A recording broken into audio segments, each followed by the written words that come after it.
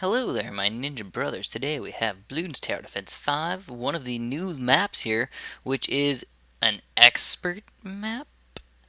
What's up with that, guys? I don't really know. Well, it's called Tunnels, and it's supposedly an expert map, but honestly, I felt like this was actually a lot easier than Country Road, and overall, this is probably the easiest expert map by far. In fact, I might even play Apocalypse or something like that, because I think it would probably be fun to play Apocalypse on this type of map.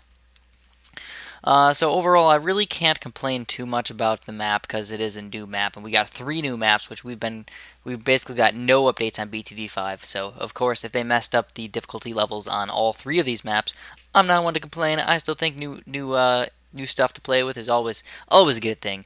So realistically, I'm just going to go over the strategy just a little bit and talk about a couple random things about how to beat it, just in case you guys are having any problems. I'll also go over what kind of went through my head during the process of beating this map.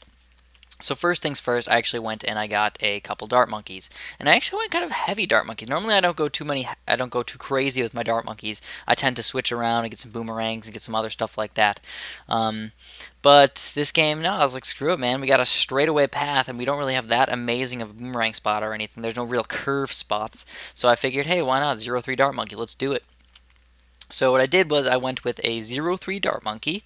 I went with another dart monkey kind of more towards the right side there. And the way I put my dart monkeys, I didn't put them right in the middle of the 2 tunnels. Because I feel like if you put them right in the middle there, they can hit both sides. But what you want to do is you want him to be more toward the side that they're going to leave. So he has a better chance of hitting the balloons that are about to escape than the balloons that are already coming on the left side. So it just gives you a little bit better chance of actually popping all the balloons compared to just popping some of them.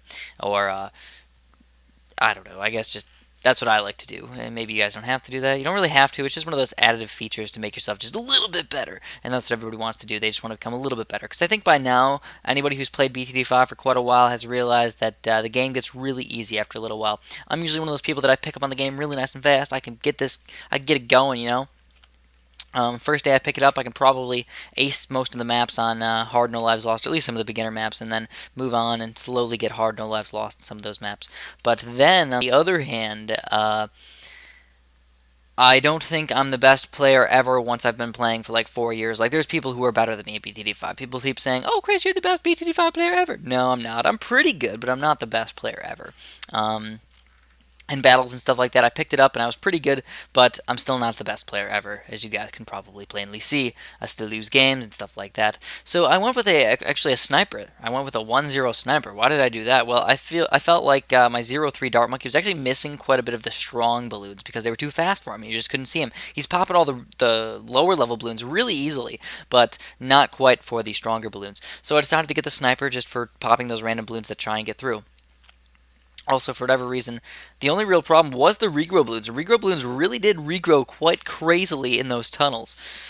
And then I got a spike factory. And the spike factory, of course, that's why Country Road was kind of hard because we couldn't really use spike factories. But on this level, what the F? We can use spike factories like crazy, and they're fantastic, of course. If you ever get the chance to use a spike factory, use it. Especially on this level, it's really not that short. In fact, it's probably one of the longest levels overall.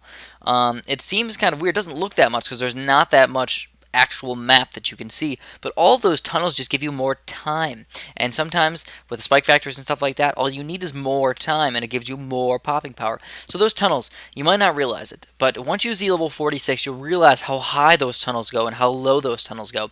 Watch the first Moab and you'll see how awesome it actually is for us, because a lot of those balloons, they just, it seems like they go in the tunnels for an extremely long time, and they do. They literally go to the very tippity top of the map, which you guys will see very, very soon. So that I spammed a bunch of farms here, guys. I actually went crazy with the farms just for fun. I think what I'm going to do is I might go NAPS frills on a couple of these maps, which I don't even remember what that stands for, but it has to do with no farms, no agents, none of that stuff.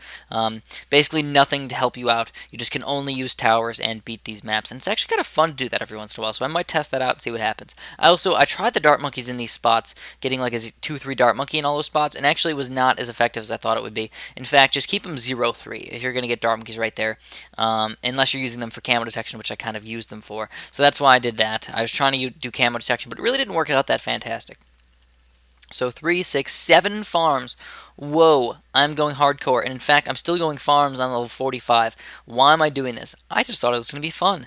I figured, hey, why not? So watch this Moab right here, guys. Watch how far it goes up. Whoa, it actually went off the frickin' screen, believe it or not. At least it looks like it went off the screen. I think the real balloons don't go off the screen. But the Moab, it's so big that it looks like it just completely leaves the screen before it turns around, you know? But I have 7 of these 3-0 farms, and I'm already saving up for 4-2 farms. I know, it's quite ridiculous. I went crazy with economy, and that's why a couple times I did have to use some road spikes here and there, and that's just because I really wanted to I really wanted to go crazy with my farms to just make myself look freaking awesome. So that's why I did that.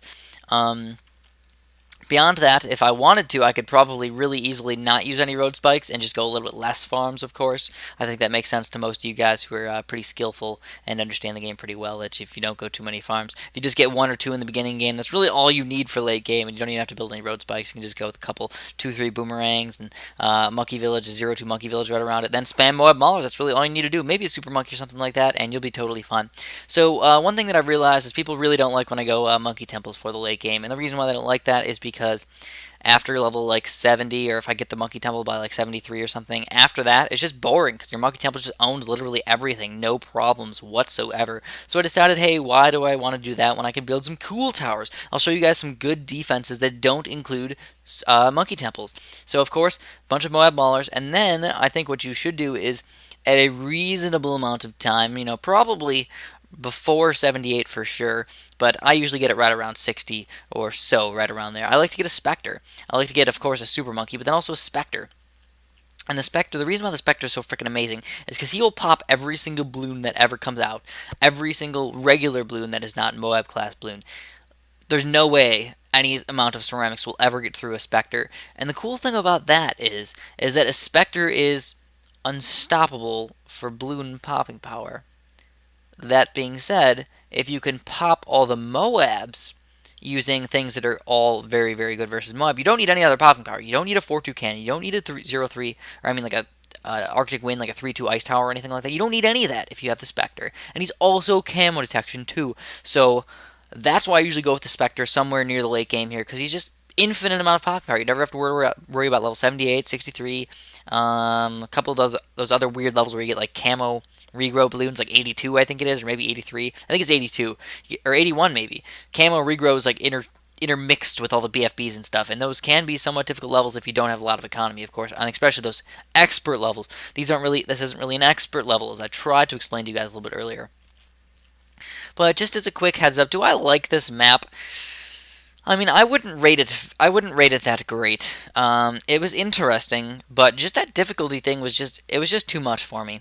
I think going on an expert map like this, it just makes it less fun to know that it's really hard to make hard maps like that that make sense for us and make it fun for us. It's kind of hard to make one of those short maps and actually make it different and still fun, and that kind of sucks because we're kind of running out of maps already. Oh no.